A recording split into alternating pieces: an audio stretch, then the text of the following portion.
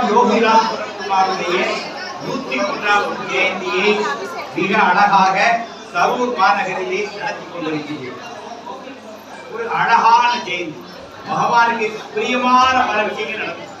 நான் வந்ததிலே புலகாங்கிதமா இருக்கேன், ஆனந்த அலைகள் வெங்கடேஷ் பேசும்போது அலைகட்டுனாருன்னா ஆனந்த லகரியில் போராட்டா இருக்கலாம், பிள்ளைங்களுடைய ஒரு ஸ்டெப்பா இருக்கலாம், அந்த நடனத்திலோட ஸ்டெப்பா இருக்கலாம், எல்லாமே அழகா இருக்கும், எல்லாமே ஒரு அழகு, ஒரு ஆனந்தம். வேதமில்லா பெருமான் யோகம், வேதமில்லா பெருமான் யோகம். யோகிராம் சுரத்குமாருடைய பியூட்டி என்ன தெரியுமா? எந்த பேதமும் கிடையாது. அவரை யார் வந்தாலும் எல்லோர் மீது அவருடைய அன்பு அப்படியே அதான் பேதமே இல்லை. நம்ம ஒருத்தரை பார்க்கும்போது இவர் யாரு, இவர் எனக்கு வேண்டியவரா வேண்டாதவரா என்கின்ற அமைதியா இருக்கலாமா? எல்லாமே ரெக்கார்ட் ஆயிடுச்சு, கொஞ்சம் அமைதியாக தான் நல்லா இருக்கும், கொஞ்சம் கவனத்தை இந்த பக்கம் கொடுத்தா நல்லா இருக்கும். யோகிராம் சுரத்குமார், யோகிராம் சுரத்குமார், யோகிராம் சுரத்குமார், ஜெயகுரு. பகவான் யோகிராம் சுரத்குமார் எந்த பேரும் இல்லை. யார் சென்றார் எல்லோர் மீது அவர்கிட்ட வந்து அன்பு அப்படியே பொங்கி வழிந்தது. எல்லாரையும் ஒரே பார்வை பார்த்தார், சம திருஷ்டி. ஞானிகளுடைய பார்வைக்கும் நம்ம பார்வைக்கு என்ன வித்தியாசம்னா சம திருஷ்டி. எல்லாரையும் ஒரே பார்வை, வித்தியாசமே இருக்காது. அதுதான் ஞானியுடைய வேதம் இல்லாம பார்வை. எங்கிருந்து வருது? இவர் ஒவ்வொருவருக்குள்ளும் அவர் இறைவனை காண்கின்றார். நம்ம இதுல வணக்கம் தெரியுமா? ஆழ்ந்த என்னுள் என்ன இருக்கிறதோ அது உன்னுள் இருக்கிறது. அப்படி வணக்கும் போது ராசியை வணங்குறேன், ராசிக்குள் இருக்கிற இந்த ஒரு தெய்வம் இருக்கிறது, தெய்வத்தை வணங்குறேன். நம்முடைய இருகரம் கூட்டிய வணக்கத்துக்கு ஒரு ஆழ்ந்த அர்த்தம், உயர்ந்த அர்த்தம் இருக்கு. நம்ம ஒருத்தரை பார்த்து இப்படி வணங்குறோம்னா அவருக்குள் ஒரு தெய்வம் இருக்கிறார், அந்த தெய்வத்தை நாம் வணங்குறோம். இங்க ஒரு தெய்வம் இருக்கு, இது அந்த தெய்வத்தை பார்த்து வணங்குறோம். இரு கரம் கூட்டி வணங்குறதுக்கு அவ்வளவு ஆழ்ந்த அர்த்தம். இதுதான் யோகி. யோகிட்ட உங்களுக்குள் இருக்கிற தெய்வம் அவர் கண்டுகிறது. உங்களை வந்து ஒரு மனிதனாக ஒரு முகவரியோடு உங்களை பார்க்க, உங்களுக்குள் இருக்கிற அந்த தெய்வத்தை அவர் பார்த்தாங்க. அதனால அவருக்கு எல்லாம் ஆனந்தமா இருக்கு. எல்லார் மீதும் ஒரு எல்லையற்ற அன்பு அவர் வந்து நோக்கி வழி, அன்கண்டிஷனல் லவ். அதுதான் ஞானிய முடிவு. நம்மளே தகுதியா நடக்கிறா, நம்ம எல்லாம் அன்பு நம்ம குவாலிஃபை, ஒண்ணுமே குவாலிஃபை கிடையாது. அவர் எல்லாத்தையும் குவாலிஃபை ஆகிட்டார். அது யோகியினுடைய கருணை. யார் வந்தார் சுவாமிகிட்ட ஒரு வார்த்தை விடுங்க, எல்லா கிட்ட அதிர்ச்சி, no good no bad, everything is perfect. Swami சொன்ன வார்த்தை நம்மளால ஒத்துக்க முடியுமா? நோ குட் நோ பேட், நல்லதும் இல்லை கெட்டதும் இல்லை, எல்லாமே perfect. My father's work is always perfect. என் தந்தையின்படி எப்போது மிக சரியாகவே நடக்கும் என்று சொன்னவர் யோகிராம் சுரத்குமார். இந்த இடத்துல இதை யாரா நீங்களும் தானே சொல்ல முடியாது, இதை யோகி தான் சொல்ல முடியும். ஏன்னா அவர் அந்த இடத்துல இருந்தார்.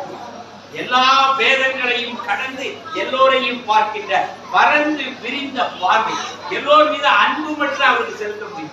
அந்த அன்புதான் வந்து அப்படியே படித்துக்கிட்டே இருந்துச்சு. அதுதான் 51 ஆண்டுகள் அண்ணாமலை என்ன அனுபவிக்கிறோம். அவர் அன்பை பொழிந்து கொண்டே இருந்தார். இது வீடியோலாம் பார்ப்பீங்க, அப்படி சிரிப்பார். அவர் சிரிப்புக்கு காரணமே வேண்டாம். இளையராஜா அண்ணாமலை ரமணர் மீது காரணமின்றி கண்ணீர் வரும் ராஜாவின் ரமண மாலை ஒரு பல கேள்வி. ராஜாவின் ரமண மாலைன்னு ரமணாசிரமம் ஒரு கேசட் சிடி வாங்கி கேட்டுப்பாரு. அதுல இளையராஜா அழகா பாடுவார், காரணமின்றி கண்ணீர் வரும். இதெல்லாம் அண்ணாமலை இந்த அனுபவம். இது யோகி செய்கிறார். அப்படியே சிரிப்பார். எந்த காரணமும் அவருக்கு ஆனந்தம் அப்படியே பொங்கிட்டு வரும். அதை ஷேர் பண்ணார். அவர் என்ன ஷேர் பண்ணாரு? நான் இருக்கிற ஆனந்தத்தை எல்லாருக்கும் ஷேர். அதனாலதான் அவர் செஞ்சா நாங்க சிரிப்போம், அவர் சிரிச்சா நாங்க பயங்கர இருப்பாங்க. அவர் தான் எங்களை தீர்மானித்தார். என்ன பெரிய விஷயம்னா யோகி சரியானத்தில் போய் உட்கார்ந்துட்டா நாம ஒண்ணுமே பண்ண முடியாது, அப்படியே உட்கார்ந்துருப்போம். சாமி சிரிச்சா நம்மள நமக்கு தெரியாது, அவருக்கு தெரியாது. அந்த சிரிப்பு வந்து எல்லாரையும் அப்படியே பிடிக்கும். அந்த சிரிப்புக்குள்ள எல்லாரையும் உட்கார வச்சுக்கிறார். ஒரு விஷயம் தெரியுமா? சிவபெருமான் திரிபுரம் எரித்தார் ஒரு கதை இருக்குதா? 3 அரக்கர்கள் வந்து இந்த உலகத்துல ரொம்ப பாடாப்பட்டிருந்தாங்க. அவங்க வந்து அந்த காலத்து தெரிக்காக்கள் அப்படியே வந்து உட்கார்ந்துருவாங்க, ஊரே அடிச்சிருவாங்க. அது திரிபுரம். 3 கோட்டைகளால அவங்க ஆகாசத்துல பறந்துட்டு இருந்தாங்க. அப்ப அவர்களை ஒடுக்குவதற்கு சிவனால் தான் முடியும் சொல்லி சிவனை தயார் பண்ணாங்க. அதுல வந்து பிரம்மா, விஷ்ணு, 33 கோடி தேவர்கள் எல்லாரும் வந்து ஆளாளுக்கு ஒரு யுத்த கிரியை கொடுத்து எல்லாம் பண்ணாங்க. முழு ஆயுத பாணியோடு இந்த திரிபுரத்தை எரிக்கிறதுக்கு சிவன் போய் இருப்பார். பாருங்க, இப்ப சிவபெருமான் திருச்சூரத்தை இருக்கிறார். அடுத்த ஒரு சிரிப்பு சிரிப்பாரு. அந்த சிரிப்புல திரிபுரமும் எரிஞ்சு இவ்வளவு ஆயுதங்கள் எல்லாம் கொடுத்தாங்க. என் சிவன் எப்படி பண்ணா? ஒற்றை சிரிப்பிலே முப்புறமும் எரித்தவன் சிவபெருமான். அப்படிப்பட்ட சிவன் தான் திருவண்ணாமலையில் அமர்ந்திருக்கிறார், கரூரிலே அமர்ந்திருக்கிறார். சிரிப்பே எல்லாம் போயிடும். இந்த ஊருக்குள்ள எல்லாம் கவலையோடு வந்தீங்கன்னா இந்த சிரிச்சுட்டு பாத்தீங்களா, இந்த சிரிப்புல எல்லாம் காலி. இது சிவபெருமான், சாட்சாத் சிவன். சிவனுடைய ஸ்டைலே வேற, யோகியுடைய ஸ்டைல் வேற. அவர் எப்படி பண்ணுவார்னு தெரியாது. யாரும் யோகியை தீர்மானிக்க முடியாது. யோகியுடைய எத்தனை நாட்கள் பக்கத்தில் இருக்கிற யோகி அடுத்த கணக்கில் எப்படி இருப்பார், எப்படி இயங்குவார், யாராலும் தீர்மானிக்க முடியாது. அதுதான் ஒரிஜினல். ஒரிஜினாலிட்டிங்கிறது தெரியுமா? அடுத்த கணத்தை யாராலும் அனுமானிக்க, அதான் ஒரிஜினல். அப்படி இருந்தவர் யோகி தான். சொல்லுவார், என் தந்தையினுடைய உத்தரவுப்படிதான் இயக்கி. இந்த பிச்சைக்காரன் உங்களை மாதிரி எல்லாம் இஷ்டத்துக்கு கைகால அசைக்க முடியாது. சின்னஞ்சிறு அசைவு கூட இந்த பிரபஞ்சத்தை பாதிக்கும். தெரியாம ஒரு கையை போயிட்டா கூட அது பிரபஞ்சத்தில் பெரிய அசைவை ஏற்படுத்தி விடும். எங்க இருக்கிறார் யோகி? அவருடைய சின்ன அவர் சொன்னாரு, இவனுக்கு தலைவாரிக்கொள்ள நேரம் இல்லை, குடிக்க நேரம் இல்லை, இவனால் இந்த வேலைகளை செய்ய முடியவில்லை, தந்தையின் பணி மிகுதியாக இருக்கிறது. இதெல்லாம் யோகி சொன்ன வார்த்தை. ஒரு கூட அப்படியே யோகி சொன்ன வார்த்தை. நடப்பதிலே தந்தையின் பணியை செய்து கொண்டிருக்கிறார், நடக்கிற நடையில தந்தையின் பணியை செய்து கொண்டிருக்கிறார். அப்படி காஸ்மிக், இந்த பிரபஞ்சம் முழுக்க யோகி பிரம்மாண்டமா இருந்தார். இந்த பிரபஞ்சத்தை இயக்குகின்ற சக்தியாக இருந்தார். தன்னுடைய சின்ன அசைவு கூட இந்த பிரபஞ்சத்தை பாதித்து கொடுக்கின்ற மிக பெரும் விழிப்புணர்வினுடைய விழிப்பில் நின்றவர் பகவான் யோகிராம். காரணம், அவருக்கு வேதமே. வேதம் இல்லைன்னா நம்ம ஒவ்வொருத்தருக்குள்ளையும் காசு போட்டுருக்கோம். அண்டத்தில் உள்ளது பிண்டத்தில், பிண்டத்தில் உள்ளது அண்டத்தில். தமிழ் எல்லாம் சொல்லிட்டு போயிருக்கோம். நம்ம சித்தர்கள் சொல்லாத விஷயமே இல்லை. இது கரும் சித்தருடைய மண். வந்து சொல்ல நாளை காலையில ஈஸ்வரன் கோயிலுக்கு போயிருவேன். திருப்பாவை பாடியே திருவேன். கரூரை நான் என்ஜாய் பண்ற விஷயம். கரூர் சித்தருடைய புனித மண். எனவே இங்க இறங்கினா அந்த மண்ணை தொட்டு இந்த பாரதி மாதிரி ஒரு பைத்தியம். கரூர் எனக்கு ஒரு திருப்தி இருக்கு. ஏன்னா இது சித்தர்களுடைய பூமி. ஏன்னா நான் ஒரு பாவனாசி சேர்ந்துவார், சித்தர்கள் பூமியிலிருந்து வார். நெல்லை, தாமிரபரணி கரை, இங்கேயும் அந்த சித்தர்களுடைய தேசம். கரூர் சித்தருடைய இடம். அவங்க தான் சொன்னாங்க, அண்டத்தில் உள்ளது பிண்டத்தில், பிண்டத்தில் உள்ளது அண்டத்தில். புரியுதா? உலக பிரபஞ்சம் முழுக்க என்ன இருக்கோ அதுதான் அவன் உடம்புல இருக்கு. உடம்புல என்ன இருக்கோ அதுதான்டா பிரபஞ்சத்துல இருக்குது. அப்ப என்ன? நீதாண்டா பிரபஞ்சம். அர்த்தம் என்ன? பிரபஞ்சம் வேற ஒண்ணு, நீதாண்டா பிரபஞ்சம். எல்லா அகண்டமும் நீதாண்டா. பிரபஞ்சத்தை நமக்குள் காட்டியவன் சித்தர்கள். அந்த பாதையில வந்தவர் யோகிராம். எனவே யோகியினுடைய மொழியை புரிந்து கொள்ள வேண்டும் என்றால் சித்தர்களை நீங்கள் தெரிந்து கொள்ள வேண்டும். சித்தர்களுடைய பரிபாசை உங்களுக்கு தெரிய வேண்டும். தெரிஞ்சிருந்தால் யோகியை இன்னும் நல்லா என்ஜாய் பண்ணும். கண்டவர் விண்டில, விண்டவர் கண்டில. சித்தர்கள் சொல்ல முடியாது. சுவாமி சொன்ன வார்த்தை. ஒரு முறை திருவாரூரை ஆதீனம் பகவானை பார்த்து, இப்ப இதுக்கு முன்னாடி ஆதீனத்துக்கு முன்னாடி பார்க்க செல்கிறார். ஒரு பிரைவேட் தன்னை தெரிவிக்கிற பகவான் பேசிட்டு இருக்கிறாரு. பகவான் ஒரு கேள்வி கேட்டார். ஸ்பிரிச்சுவல் எக்ஸ்பீரியன்ஸ் கேட்டார். சுவாமி ஒரு அட்டகாசமான அவர் பயந்து தப்பா கேட்ட முடியும். டெலிவர் ஸ்பிரிச்சுவல் எக்ஸ்பீரியன்ஸ், உங்களுடைய ஆன்மீக அனுபவத்தை சொல்லுங்கன்னு அவர் கேட்கிறார். பகவான் ஒரு பெரிய சிரிப்பு, அது திரிபுரத்தை எரித்த சிரிப்பு. இவருக்கு என்ன பதில்? தவறாக கேட்டுவிட்டோம். அடுத்த நிமிடமே சாமி பாத்தீங்கன்னா அப்படியே சொல்லி அப்படியே அமைதியான பகவான் வந்த வார்த்தை, no one is here to experience or express anything. இங்கே யாரும் இல்லை அனுபவிப்பதற்கோ சொல்வது. உங்களுடைய ஆன்மீக அனுபவம் என்னன்னு கேட்டவருக்கு பகவான் எங்க இருக்கிறார் சொல்றாரு. இங்க ஒருத்தர் இல்ல. ஏன்னா 1952 அப்பா இந்த பிச்சைக்காரனை கொண்டுட்டார். ஒண்ணுமே இல்ல. இது வெற்று, இது முற்று, இது அப்படி இருக்குது. இங்க இதற்கு எக்ஸ்பீரியன்ஸ் இல்ல. எக்ஸ்பீரியன்ஸ் இல்ல, எக்ஸ்பிரஸ் பண்றதுக்கு ஆள் இல்ல, அனுபவிக்கு ஆள் இல்ல, சொல்றதுக்கு ஆள் இல்ல. கண்டவர் விண்டில, விண்டவர் கண்டில போட்டுவாங்க. அப்படி இருந்தார் யோகி. வெட்ட வெளி சித்தனாக இருந்தார். ஒண்ணுமே இல்லை. எல்லாம் இழந்த நலம் சொல்லாய் சுரபூபதியே திருப்புகழையன் அருணகிரி பாடல்.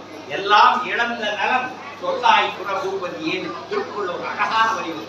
எப்ப எல்லாம் கிடைக்கும் தெரியுமா? எல்லாத்தையும் இழந்த நம்ம விட மாட்டோம்னா பேரு இப்ப எடுத்த சாரி பொங்கலுக்கு கட்டணுங்களா, அதை கட்டிட்டு தர போக முடியும்.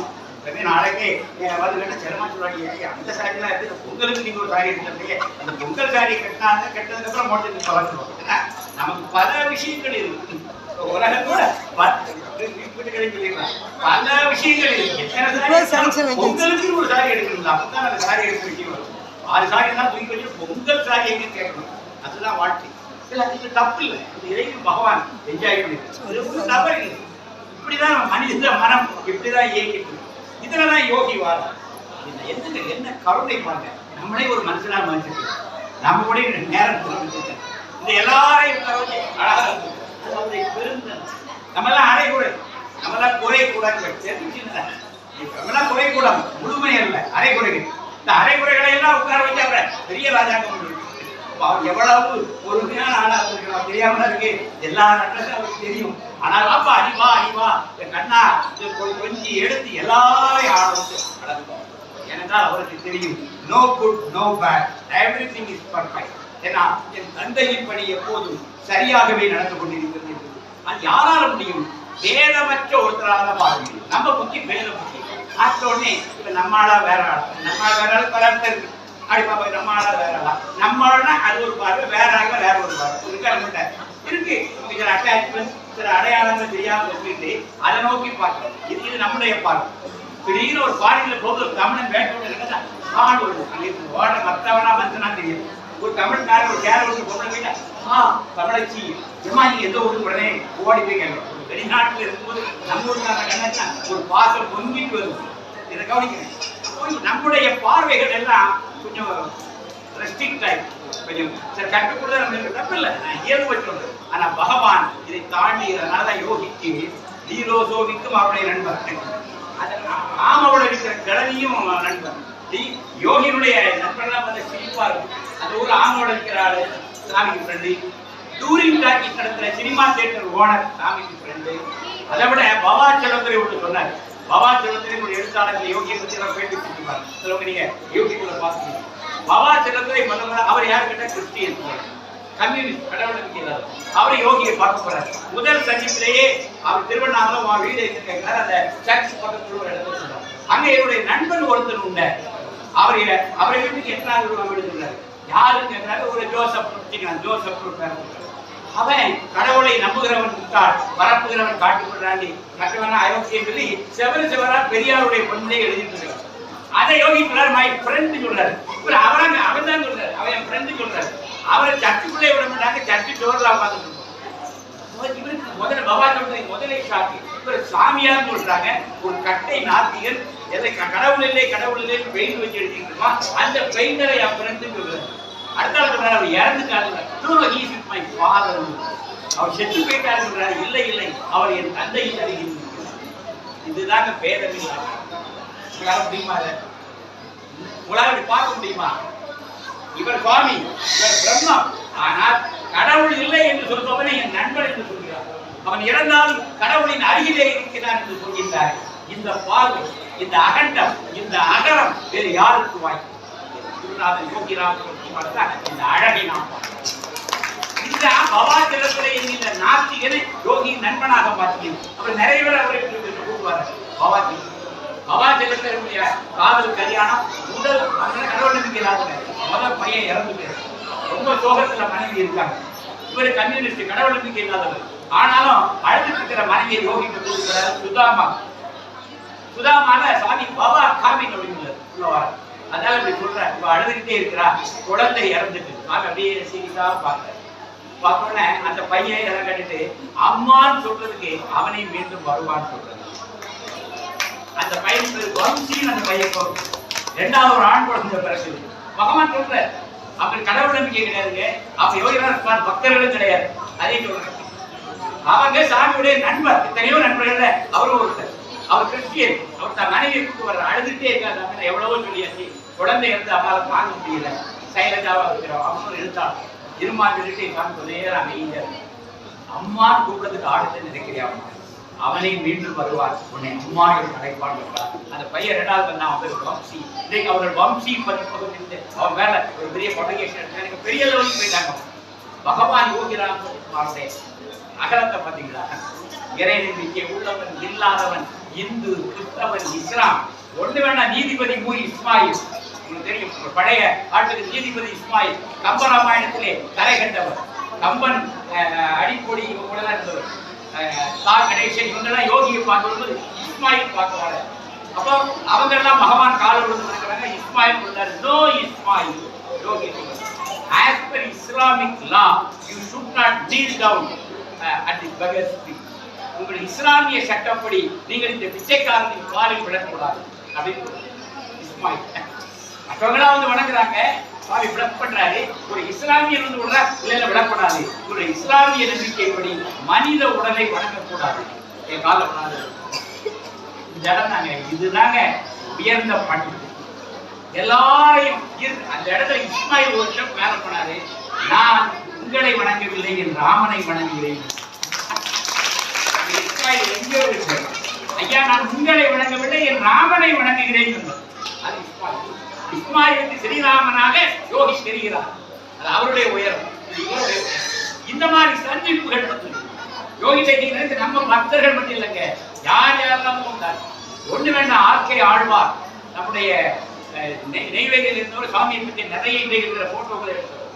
ஆர்கே ஆழ்வாருடைய நெய்வேலி நிர்ணயத்துக்கு இஸ்ராயலிலிருந்து ஒரு ஒப்பந்தம் போடுவதற்காக ஒரு மினிஸ்டர் அங்க வரார். 2 நாள் பிளான் பண்றாங்க. ஒரே நாள் ஒப்பந்தம் முடிஞ்சிட்டு ஒரு நாள் அவர் இருக்கிறார்.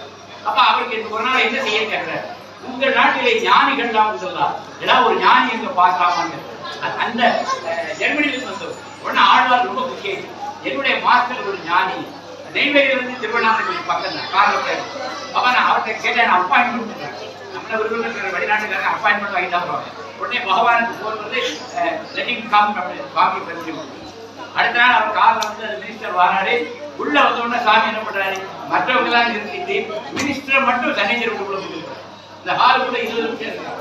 அந்த மினிஸ்டர் இருக்காரு, சாமி இருக்காரு, கூட்டத்துல வெளியே போறாரு.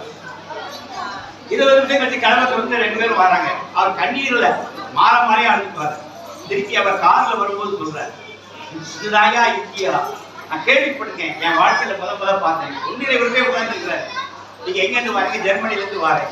ஜெர்மனியில நீங்க யாரு, எந்த ஊரு இதெல்லாம் சொல்றாரு. அந்த ஊருக்கு பக்கத்துல உள்ள கிராமத்தை கேட்கிறார். இவருடைய கிராமம் அந்த ஊர் இல்ல, பக்கத்துல உள்ள கிராமம். அந்த ஊர்ல ஒரு கலவரம் நடந்த, இப்ப ஊர் அமைதியா இருக்காங்க. ஜெர்மன் பேப்பர்ல கூட ரிப்போர்ட் ஆகல. பகவான் யோகிராஜ் திருவண்ணாமலையில இருந்து கேட்கிறார், ஜெர்மனில உங்க ஊர்ல ஒரு கலாட்டா வந்துச்சு, இப்ப உங்க ஊர் அமைதியா இருக்கா? யாரு இல்லை. அவன் அசந்து போயிட்டான். ஜெர்மனோட ஆட்டங்கள் கிடையாது. அவர் அந்த ஊருக்காரனால அவருக்கு தெரியும். அதை திருவண்ணாமலையில் ஒருத்தர் உட்கார்ந்து கேட்கறதுன்னு அவர் அப்படியே அவர் சொல்லிட்டு வர, இதுதான் ஞானி.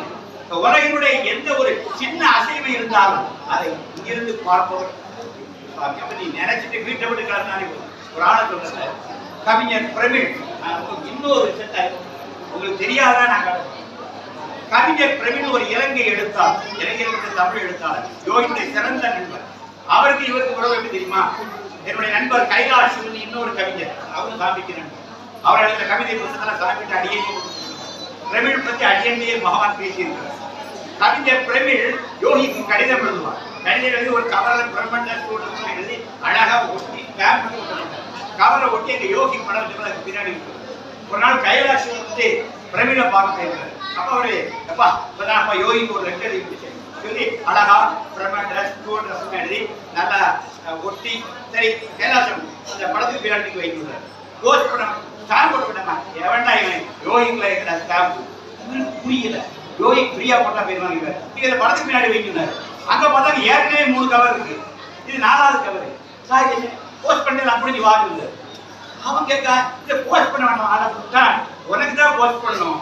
அவர் யோகி, நான் அவருடைய ஆள். நீ எழுதி முடிச்சு ஒட்டின மறுநிமிஷம் அவருக்கு தெரியும், அதான்டா யோகி. உங்களுக்கு நம்பிக்கை வருமா? யோகிராம் சுரத்குமாருக்கு தன் அறையில் கடிதம் எழுதி அந்த படத்தின் பின்னால் வைத்து விட்டார். என்னுடைய செய்தி யோகியை சென்று சேர்த்து கொடுக்க என்கின்ற ஒரு faith. Swami faith is more than any god or any religion. நம்பிக்கை தான் தெய்வம், நம்பிக்கை தான் தெய்வம். அந்த பிரமிழ் என்கின்ற கவிஞனுக்கு யோகி மீது இருந்த நம்பிக்கை. ஒரு கடிதத்தை எழுதி முடித்த மறுகணமே என் யோகிக்கு இது அவதான யோகி, நான் எழுதுற மறுகணம் யோகிக்கு தெரியும் என்கின்ற நம்பிக்கையோடு அந்த கவரை ஒட்டி அந்த படத்துக்கு பின்னாடியே வைக்கிறார். இந்த நம்பிக்கை நமக்கு வருமா? சாமியே வந்து வர கொடுத்தா அதுக்கு தண்ணி வரும். சாமி அது எண்ணெய் கிடைக்கும், சாமி ததா அத்துஜா சாமி ஒரு 10 நாள்ல கிடைக்குமா? ஏன்னா அதுக்கு சொல்ல முடியாதா? இதை நம்ம அதுக்கு சொல்றேன். ஒரு முறை நம்முடைய முதல் ட்ரஸ்டி நம்முடைய நேசனத்தை சேர்ந்த எஸ்பி ஜனார்தன் அவருக்கு 1 லட்சம் ரூபாய் காணாம போயிட்டு 1974 1 லட்சம் ரூபாய் சூட்கேஸ்ல காணாம போயிட்டு சாமி கிடைக்குன்னு சொல்லிட்டாரு.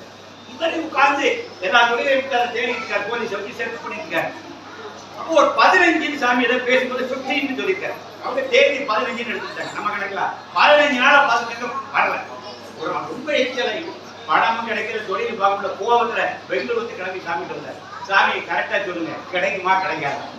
சில பேர் 15 சொல்லுங்க, 15 கடந்து போயிடுச்சு. பிச்சைக்காரன் 15 சொன்னேன் நான். ஆமா நீங்க சொன்னீங்க 15ஆம் தேதி கிடைக்கும் சொன்னீங்க, 15ஆம் தேதி கடந்து 10 நாள் ஆச்சு. நீங்க கிடைக்கும் சொன்னனால தான் இருக்கேன், கிடைக்காதுன்னு சொல்லிருங்க. நான் என் தொழிலை பார்க்க போறேன், இன்னொரு 1 லட்சம் நான் சம்பாதிக்கணும். அதாவது சுவாமி சொல்றாரு, ஜனார்தனா கடலில் ஒரு ஊசியை போட்டார், கடலில் ஒரு ஊசியை தவற விட்டால் கூட அந்த ஊசியை எடுத்து தருகின்ற ஞானிகள் இந்த நாட்டிலே கடல் ஒரு ஊசி எடுக்க முடியுமா? அதை எடுத்து தர்ற ஞானிகள் இந்த உலகத்திலே உண்டு. ஆனா அந்த பிச்சைக்காரன் அப்படிப்பட்ட ஆள் இல்லை.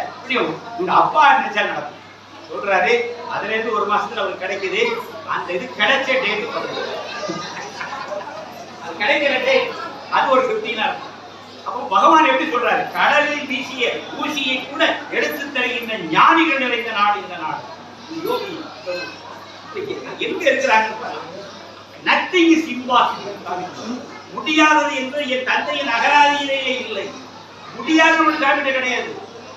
எப்பேற்பட்ட ஆண்டை வந்திருக்கீங்கன்னு புரிஞ்சுடுங்க. சவு மிட்டாய் வந்துக்க மிச்சர் கேட்கிற இடம் உள்ளது. இங்க வந்து சாமி எனக்கு சவு மிட்டாய் வேணும், எனக்கு மிக்சர் வேணும், இந்த திருநெல்வேலி அல்வாவை காய்ச்சி எப்பேற்பட்ட தெய்வம், எதாலும் தருகிற தெய்வம், எதையும் தருகிற தெய்வம். சும்மா எனக்கு என்ன வேணுங்கிறது நம்மளை விட அவருக்கு தெரியும். வாயை முடிச்சு உட்கார்ந்தாலே போதும், அவர் பார்த்து உனக்கு எது சிறந்தது என்பது அவருக்கு தெரியும். அது தருகிற தெய்வம் அவர். நம்ம பிச்சைக்காரங்க, பிச்சைக்காரன் பிச்சைக்காரன் அம்மா பிச்சைன்னு சொல்லணும். அம்மா சூடா 2 தோசை சொல்லணும். நம்ம பிச்சைக்காரங்களே நம்ம பிச்சைக்காரன் வாய் கேட்டதே பிச்சை. அப்பவே எந்த பிச்சைக்காரன் அம்மா பிச்சை தான் சொல்லுவோம். சூடா 2 தோசை, கொஞ்சம் நெய் விட்டு தாங்க, கொஞ்சம் முளவடி வச்சு தாங்க, நாங்க திருநெல்வேலி நாக்கு கொஞ்சம் முளவடியை வைக்கிற கூட அப்படின்னு சொல்றது நம்ம. நான் ஒரிஜினல் பிச்சைக்காரன் அப்படியே அம்மா பிச்சை தான் சொல்றேன். சாமியில வரவே பிச்சை எடுக்கலாம். அதெல்லாம் இருந்த சூடா 2 தோசை கேட்குது, ஐயா வந்திருக்கேன்னு பார்த்துட்டு அதோட பிரச்சனையே சொல்ல வேண்டாம். ஆல் டீடைல்ஸ் ஜாதகமே அவனுக்கு தெரியும். இன்னும் சொல்ல போனா அட்ரஸ் தெரியாது, அட்ரஸ் உனக்கே தெரியாது. அவர் சொன்னாரா எல்லாம் தாத்தா பாட்டி எல்லாம் உள்ள வாழ்ந்துட்டு இருக்காங்க, பூர்வ ஜென்ம கணக்கு பூரா அவர்கிட்ட இருக்கு. அவர் பெரிய சித்திரம், அவ்வளவே கணக்கு அவர்கிட்ட இருக்கு. நீ வந்து நின்னாலே அவருக்கு தெரியும், வந்துட்டாம்பா காரூர்ல இருந்து வந்துட்டாம்பா, காரை பிடிச்சி வந்துட்டாங்க கரெக்டா வர முன்னே காப்பி வாங்கி வச்சு வரவேற்கிற ஒரே தெய்வம். ஒரு முறை லீலோசோவிக்கு அமெரிக்காந்து வர 7 பேரை கூப்பிட்டு சாமியை பார்க்க வர. அதுல நம்மள மாதிரி ஒரு தருதலை நடுவில் காணாம போயிட்டு சாமி கிட்ட போகும்போது 6 தான் போச்சு. உடனே சாமி எல்லாரும் உட்கார வச்சாரு. பெருமாள் கிட்ட பால் வாங்கிட்டு ஆர்டர் பண்றாரு. How many people members in your group சாமி கேட்கிறாரு. அது 6 சொல்றாரு. உடனே சுவாமி அப்ப அது 6 பெருமாள் உடனே உடனே பிச்சைக்காரருக்கு 2 சாமி இருக்கு 2 சாமி அந்த கரெக்டாக நிறைய பிடிப்பார். எப்படினாலும் 2 பால் 2 காப்பி எல்லாம் தெரிஞ்சுடுங்க. அப்படியே இங்க பண்ண 2 பிளஸ் 1 சாமி 6 பேர் இருக்காங்க. பெருமாள் கடையே சாமி 6 1 7 2 10 வாங்கிக்கிறது. என்னடா இது மேக்ஸ்ல சாமி வீக் போல நிறைய நினைச்சுவாங்க. 10 கால் வருது. பால் குடிச்சு என்ன இருக்கு, ஒரு டம்ளர் இருக்கு. அந்த டம்ளர் வச்சு அடுத்த செகண்ட் அந்த 7ஆம் போன என் கருதல் காமிச்சு அவங்க திருவண்ணாமலை கோயிலெல்லாம் ஓடி நம்ம கால நீ சாச்சா ஒரு தொலைந்து போனவனுக்கும் காப்பி வாங்கி வச்சு வரவேற்கிற ஆடி யோகி ராம். கணக்கு ஒரு நாள் தப்பா. பகவான் 10 காபி வாங்கி வச்சாருன்னா அப்ப 7 பேர் தான் இருப்பான். 10 காபி வந்து சேரும்போது இன்னொரு 3 பேர் உட்காந்துருப்பாங்க. கணக்கு சரியா போய் தாங்க அடிக்கடி திரும்ப கணக்கு சரியா போய் ஐயா வைகுண்டே அந்த வாசல் உண்டு, யோகிண்டே அந்த வாசல், கணக்கு சரியா போச்சு. இது யோகிண்டே இதுதாங்க யார் வருவார் என்பது தெரியும் அவருக்கு. அதற்கான எப்பேற்பட்ட ஆள் நீங்க எங்க வந்து உட்கார்ந்துருக்கீங்க, எமயமலைக்கு கீழே வந்து உட்கார்ந்துருக்கீங்க. கொஞ்சம் நினைச்சு பாருங்க, கருள் வந்து வருவதை கொஞ்சம் பதிச்சுவாங்க, பார்த்துவாங்க. ஒரு பெரு நெருப்பு, ஒரு அக்கினி, பிரபஞ்சத்தையே ஆழ்கின்ற ஒரு மையம் அது வந்து உட்கார்ந்து அப்படிச்சிட்ட இந்த முருகன்கிற சிற்பியை இப்ப எங்களுடைய விளாத்தி குளத்திலும் எட்டயபுரத்திலும் இதே சிற்பி கற்சிலை செய்கின்றார். வழிகாட்டி உங்களுடைய சிற்பியை நான் எங்களுக்கு நின்ற கோலத்தில் ஒரு இடத்துக்கும் அமர்ந்த கோலத்தில் கற்சிலையிலே கொடுக்கிறோம். கொஞ்சம் கல்மண்டபம் கட்டப்படும். நான் கொஞ்சம் கருவூட கொஞ்சம் ஒரு ஸ்டெப் எடுத்துக்கின்றார். கற்பரகமே கல்மண்டபம் கோவில் மாதிரி, திருக்கோவில் மாதிரி எட்டயபுரத்துல பகவான் பாரதி பிறந்த மண்ணிலே பகவானுக்கு ஒரு பெரிய ஆலயம் கூடுவோம். உபாசத்துக்கு கண்டிப்பா போங்க. என்ன நீங்க தான் எங்களுக்கு பிள்ளையார் சொல்லி போட்டோம். இந்த சிலை தான் என்னை கலந்தது. இந்த முருகனை மகாபலிபுரத்தில் பிடிச்சி ஒப்பந்தம் போட்டாச்சு, வேலைகள் ஆரம்பிக்கப்பட்டது. எதுக்கு சொல்ல வந்தீங்கன்னா, இது ஜீவனுள்ள சிலை, இது பேசும் சிலை.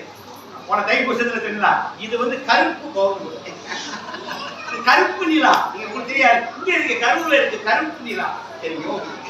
நீங்க அழகா அந்த அபிஷேகம், பால் அபிஷேகம் பண்ணும்போது, தயிர் அபிஷேகம் பண்ணும்போது, அந்த மாவு அபிஷேகம் பண்ணும்போது இந்த கருப்பு நிலாவை இன்னும் அழகா என்ன அழகு. அபிஷேகம் பார்க்க அன்னைக்கு நான் ஓடி வந்து எப்படின்னா லைவ்ல போட்டுருக்கீங்க கூட அபிஷேகத்தை நான் அதை பார்த்துருந்தேன். கடகடன் கார் பயணம் பண்ணி கொண்டு வந்து அந்த அபிஷேகம் வந்து ஈர்த்து கொண்டு. ஏன்னா இது அபிஷேகம் புரியும். இந்த சிலை ஒரு அபிஷேக அழகு, ஒரு வேதம் இல்லாமல் பார்க்கிறார்கள். எனவே இந்த இடம் வந்து சுவாமியுடைய சாம்ராஜ்யம் வருமா அப்படின்னு அப்படி வரணும், கம்பீரமா அப்படி வரணும். பகவான் அது ஒரு அப்படி வரணும் சார், கம்பீரமா வரணும். நான் ஒரு பிள்ளை, எனக்கு என்ன குறை வரும், என்னை நீ எல்லாவோ ஆழ்கிறாய், அந்த தைரியம் வேண்டாம். நம்மளை யோகி ஆழ்கிறேன். எப்படி வரணும், அடுத்த மாதிரி சோர்ந்து வரணும், இல்லை நிமிர்ந்து வர வேண்டும், ஒரு சத்திரியின் மாதிரி வரணும். பகவான் ஆட்கள் வேற மாதிரி இருக்கணும், நம்மளே வேற மாதிரி வேற லெவல்ல இருக்கணும், நம்ம வேற லெவல்ல இருக்கணும். அதுதான் யோகியுடைய பக்தன். எல்லாரையும் மேல அழுது விழுது கொஞ்சம் கொடுத்த யோகி பக்தன்.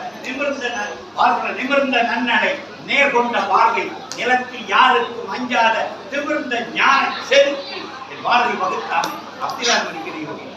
எப்பேற்பட்ட தெய்வம் இங்க வச்சிருக்கோம். யோகி எங்க வச்சிருக்கிறோம், இங்க வச்சிருக்கிறோம். தெரியும் கருவுல அவர் இங்கதான் பாருங்க, எல்லாம் பச்சை பச்சையா இருக்கு. பகவான் இங்க உட்கார்ந்து இருக்கிறார், பகவான் இங்க உட்கார்ந்து. அப்ப நம்ம இவ்வளவு கம்பீரமா இருக்கோம். வெள்ளை உள்ளம், இது கருப்பு நிலா வெள்ளை உள்ளம். இதெல்லாம் இவருக்கே நான் ஒரு காவியம் பாடுறேன். ஏனென்றால் 365 நாள் பகவான் நாமத்தை கொண்டு செல்கிறேன். அருவி யோகியத்தை கூட பாண்ட செஞ்சு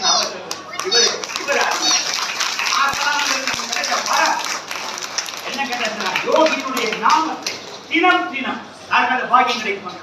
தேவகி மகன் இதுதான் கிடைக்கும். எல்லா ஊரையும் தினம் தினம் நாமத்தை ஒரு நாள் கூட கேப் தொடர்ந்து ஒண்ணு மறைவு ஏதாவது ஒரு மூலையில மாசனத்தின் குரல் கேட்டுக்கொண்டே அது யோகி நாமம். இதுதான் உயர்ந்தது, இதுதான் உன்னதமா. அதுதான் அதே மாதிரி நீங்கள் நம்மதான் யாரு, நம்மதான் உள்ள யோகிய யோகிய மனதில் வரித்த ஆள்கள் கரைத்த ஆள்கள் எப்படி இருக்கணும், ஆண்டாள் மாதிரி இருக்கணும். தூண்டி கொடுத்த சுடற்கொடி நினைச்சு பாருங்க. ஆண்டாள் கண்ணனுக்கு மாலை கட்டி தனக்கு போட்டு அழகு பார்த்து கொடுத்தாரு. என்ன தைரியம், வருமான தைரியம் இருக்காது. சாமி கொடுத்து சாமி கொடுத்து சாமிக்கா போடுவோம். நாங்க கண்ணன் பாக்குறேன் நல்லா இருக்கு, எனக்கே அழகா இருந்தா என் கண்ணனுக்கு என்ன அழகா இருக்கு கூப்பிடுறேன். அந்த சூடி கொடுத்த சுடற்கொடி நங்கை அவளுக்கு கூட எவ்வளவு பெரிய பிரியம், என்ன தைரியம் அவள்கிட்ட இருக்கு. இப்ப விதியை பார்த்தாளா, எதை பார்த்தா, அன்பை தான் பார்த்தா. அப்ப இதுதானே பாரத நாட்டுக்கு நம்ம காட்டியிருக்கிற ஒரு பார்வை. அதாவது பகவான் ரொம்ப கரெக்ட் சுத்தமா இருக்காங்க. நான் சொல்றேன் அழகு எந்த இடத்துல, நான் கரும்பு எந்த இடத்துல கட் பண்ணாலும் இனிக்கும், எந்த இடத்துலயும் நிறுத்திக்கும். எனக்கு தோற்கவும் இல்லை முடிவும் இல்லை. நான் எந்த இடத்துலயும் பேச்சு மொத்த பேச்சுமே கரும்பாக இருக்கு. எங்க கட் பண்ணாலும் கரும்பு தான், எங்கேயும் இது வந்து ஒரு பிளான் டாக்ல அப்படியே ஃபர்ஸ்டாக பகவானை அனுபவித்து தொலைத்துக் கொண்டிருக்கின்ற ஒரு மக்களுடைய குறிப்பாடு. எந்த பிளான் கிடையாது, எல்லாமே அப்படியே வருது. யோகி வர்றாரு, சொல்ல விரும்புறாங்க, குழந்தைகளுக்கு எப்பேற்பட்ட அனுபவம் சொக்கி கடந்தோமே. உங்களுக்கு அது கிடைக்குமா, உங்களோட யோகி கிடைக்குமா, நினைச்சு பாக்குறேன். ஒரு ஒரு 7 வருஷத்துக்கு முன்னாடி ஒரு ஜெயந்திக்கு வந்து ஒரு கல்யாண மண்டபத்தில் உட்கார்ந்து இங்கே ஒரு ஆலயம் வர வேண்டும். அந்த வார்த்தை இன்றைக்கு நிஜமாகி ஒரு ஆலயம் ஆகி நம்ம எல்லாம் உட்கார்ந்து நினைச்சிருக்கோமா? எப்பேற்பட்ட விஷயத்துக்கு யோகி பண்ணிட்டாரு பாருங்க. ஒரு வார்த்தை அடுத்த வருஷம் பூமி பூஜை கூட்டைங்க 6-7 மாசத்துக்கு கும்பாபிஷேகத்துக்கு முடிச்சு. என்ன விஷயம்? கும்பாபிஷேகத்தை மழையா கும்பாபிஷேகம் பண்ணிட்டு கருவுலாம். கும்பாபிஷேகத்தை சாமியம் பண்ணி வச்சார் மழையை. அந்த ஒண்ணு பகவான் மழையை கொண்டு கொண்டாரு. இந்த கும்பாபிஷேகம் இயற்கையின் கும்பாபிஷேகம். அப்படியே மழை அள்ளி கரூர்ல நனைய விட்டார். அப்படி எங்களுக்கு கிடைச்ச பாக்கியம். கரூர் சாதாரண இடத்துல யோகி கோலோச்சின்ற இடம், யோகி அமர்ந்திருக்கின்ற இடம், ஒரு கருப்பு நிலமாக என்னுடைய யோகி இருந்து உங்களை ஆசீர்வதிக்கின்ற இடம். கம்பீரமாக இந்த வாசலுக்குள் வாருங்கள். இது யோகியினுடைய சாம்ராஜ்யம். இது பேதங்கள் இல்லா பெருநிலம். அப்படி வந்து நீங்க அப்படி வாங்க. அதாவது சொல்லுவாங்க பிரம்மம் இது வீரர்களால் அடையப்படுவது. பிரம்மங்கிறது சாதாரண கோடைகளால் அடைய முடியாது. இது வீரர்களால் அடையப்படுவது. யோகி எப்பேற்பட்ட வீரர்? எனக்கு துச்சமென மதித்து தூக்கி எரிந்து விட்டு வந்தவர். எவ்வளவு தடைகள், எவ்வளவு இடர்கள், அவ்வளவு எவ்வளவு தைரியமா எதிர்கொண்டார். அவரை ரொம்ப பட்டுக்கமலை வச்சு அவரை வைத்தாங்க. சாமி சொல்வார், ஒரு முறை சுதாமாவில் பசிக்குதுன்னு சொல்லுவார். அம்மா தேவகி மாதவி சாப்பாடு கொடுத்துருவார். அதே 2ஆம் நாள் ஒரு வாரம் பசிக்குது, தேவகி சாப்பாடு கொடுத்துருவார். 3ஆம் நாள் நல்லா குடிச்சிட்டு இருக்காங்க. அம்மா வந்து குடிச்சிட்டு ஒரு நாள் சோறு இல்லைன்னு குடிகாரனா வந்து இருக்கிறாரு. உடனே அவன் கெட்ட வார்த்தை அம்மா வச்சிருப்பான். குடிகாரம் எப்படி இருப்பான்? உடனே அம்மாவுக்கு ரொம்ப இதாகிட்டு தேவகி என்ன சத்தம் இல்ல, அந்த ஆள் வந்திருக்கிறார் சாப்பிட. பகவான் அவருக்கு நல்ல கண்டிஷன் இல்லை. ஆனா சாமி அப்படி எனக்கு சாப்பாடு கொடுக்கல ஆமாங்க. ஒண்ணு வேணாமா, நீங்க சாப்பாடு கூட இல்ல பகவான், அவர் ரொம்ப போதையில வந்திருக்காரு, திருப்தி லாங்குவேஜ்ல பேசுறாரு, சரியா இல்ல தேவகி, நம்ம சாப்பாடு போடணும். ஏன்னு கேட்கிறாங்க. தேவகி பசிச்சவனுக்கு சோறு தாமா போடணும், உனக்கு பசினா எது தெரியாதுமா, பிச்சைக்காரனுக்கு தெரியும். பசிச்சவன் குடிகாரனா கொலகாரனா போடு சோற. அம்மா அடுத்த நிமிஷமே தேவகிமா அந்த குடிகாரன் சாப்பாடு. அம்மாவுடைய சொன்னார், தேவகி உனக்கு பசினா என்னன்னு தெரியும், நான் போடுறேமா, ஆனா பகவானுக்கு தெரியும் பசினா என்ன. அப்ப எங்க இருந்து யோகி வந்துட்டாரு பாருங்க.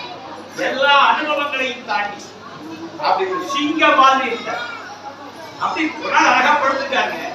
ரமணாசிரமத்தில் ஏதோ சொல்ல சாமி திருவண்ணாமலை இருந்து மகிழம்பு மரம் நிற்கிறது. திருவண்ணாமலை கோயில வாங்க சைடு ஒரு மகிழம்பு மரம், அந்த மகிழம்பு மரத்தில் சாமி படுத்துக்கிறார். அப்பதான் உடுப்பி உள்ள அந்த பட்டு வாழம் சாமி சாப்பாடாச்சார் கேட்டார். இன்னும் ராமன் உணவை அனுப்பி வைக்கவில்லை. எந்த ஒரு கம்பீரம் பாருங்க. 12-1 மணி வெயில வந்து மகிழமரத்துக்கு அடியில படுத்துக்கிறாங்க. ஐயா சாமி சாப்பிட்டீங்களா? ராமன் இந்த பிச்சைக்காரனுக்கான உணவை இன்னும் அனுப்பி வைக்கிறேன். ஐயா இப்ப ஓட்டு வந்து சாப்பிடலாமா?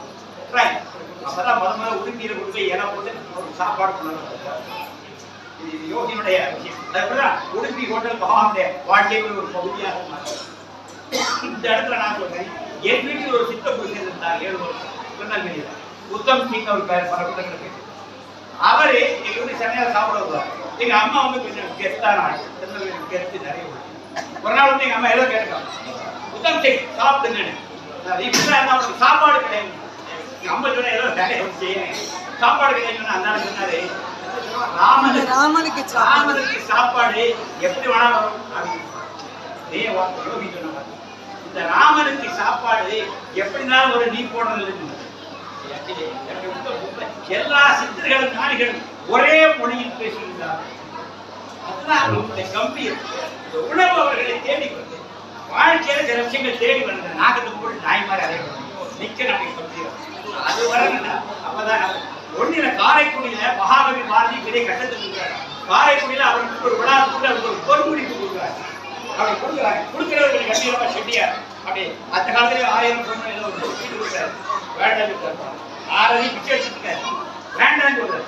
என்னன்னு கேட்டாரு, நீர் கொடுக்க நான் வாங்கினால் என் தமிழ் தாழ்ந்து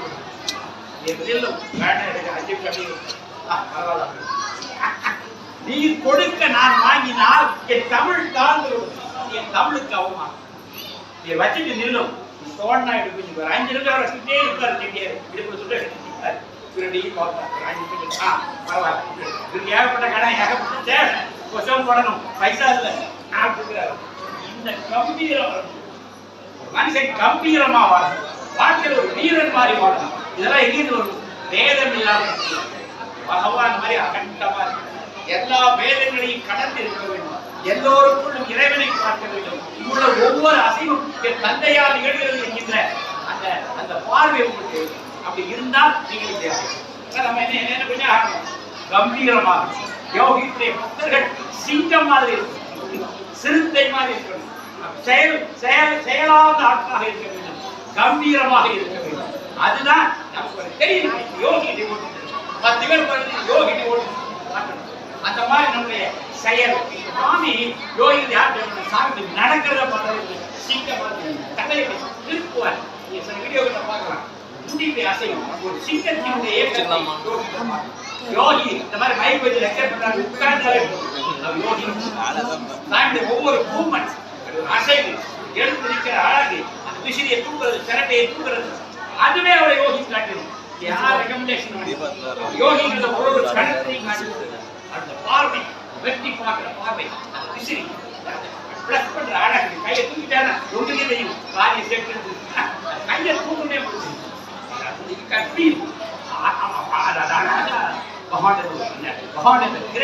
அப்படியே ஒரு பாய் அந்த அழகு சொல்லி இப்பேற்பட்ட குருநாதன் நமக்கு கிடைத்திருக்கின்றார். குருநாதனை அனுபவித்து கம்பீரமாக வாழ்வோம். பேதமில்லா பார்வை யோகியிடம் மட்டுமல்ல, யோகியும் பக்தர்களிடமும் அந்த பேதமில்லா பார்வை